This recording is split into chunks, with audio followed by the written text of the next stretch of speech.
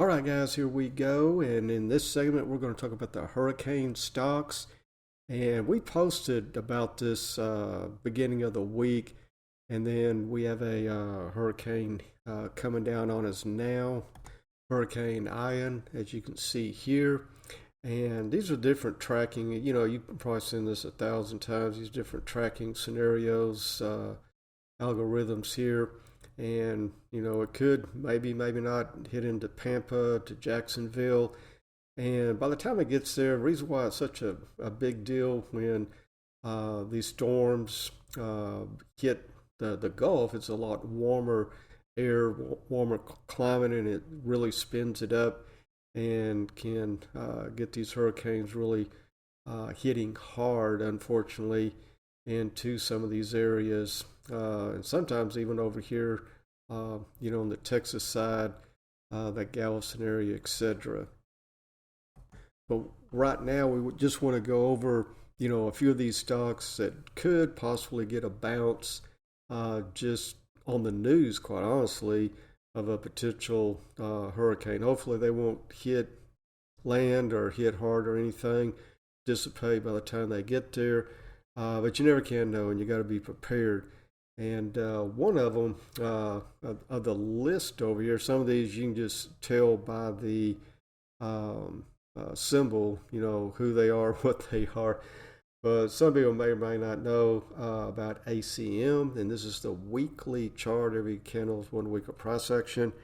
And it's one of the premier infrastructure firms in the world, actually.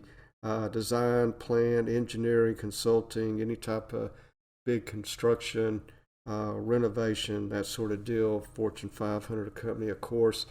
And as you can see, just kind of off topic, compared to a lot of other stocks that are already way down here, you know, some of them pretty close to this COVID slam down in 2020. ACM has really held up well. Now, potentially it's in this head and shoulders pattern, which would bring it to this double bottom area right through here, as you see this measured move from the neckline down. Okay, the next one right here is Caterpillar, and you know, they of course make all the heavy machinery used on construction sites and any type of, you know, building, mining, moving dirt, you name it. I mean, they pretty much have a big stake in every market like that. And again, weekly chart coming down into its 200 simple week moving average and that 0.38 fib. So yeah, not that bad at all again compared to a lot of other stocks out there. But we would have to, of course, we'll be watching this on the daily chart to see if it gets any type of bounce in the upcoming days, in the next week, when we start hearing more and more about that hurricane. And then the next one here, Clean Harbors. As you can see, another stock, believe it or not, that is held up extremely well. And of course, you know, just like the name says, they maintain docks and harbors and that sort of thing, both construction and maintenance, etc. So this is a potential good play here, you know, should we see a confirming breakout. And the next one is FLIR, company, FLIR. And basically it's a civil engineering company based here in the DFW area, I think Irving, Texas. But anyway, it's, you know, it's been a little weak here. It didn't even come back to its previous all-time highs, even after the COVID slam down.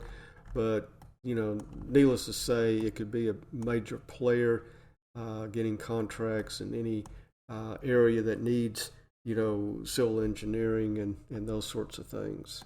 And the next one is Generic Holdings,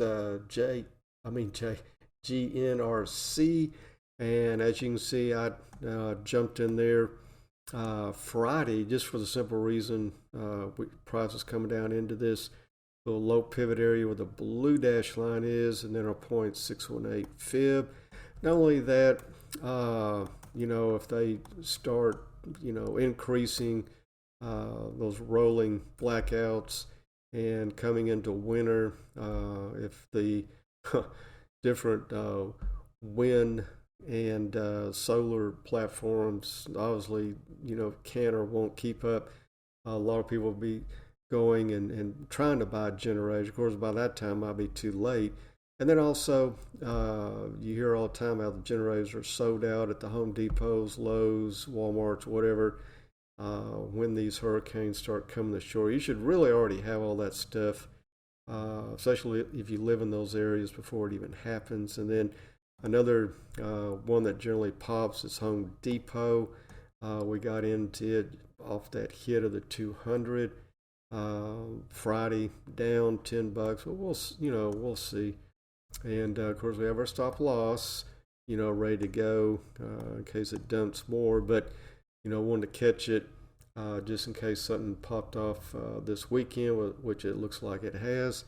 And then the next one, Candy Technology, KNDI, really has sold off. I just put that on there because it's one of the ones, back in the day people were watching, and the price, doesn't take much to move off at $2 mark and make a pretty good percentage. And then low for Lowe's companies, and all kinds of things that are needed at Home Depot and Lowe's during these storms that people run there to buy last minute. And then of course we can't forget Walmart. It generally does well in these situations when they come around. But anyway, just wanted to mention that to you, just kind of see how all this plays out. And if it ends up being as bad of a tropical storm, hurricane season as they say, because we still have through, I believe, November for all this stuff to possibly happen. But anyway, we'll keep you posted, keep you updated. Be interesting to watch. And until then, we will see you on the charts.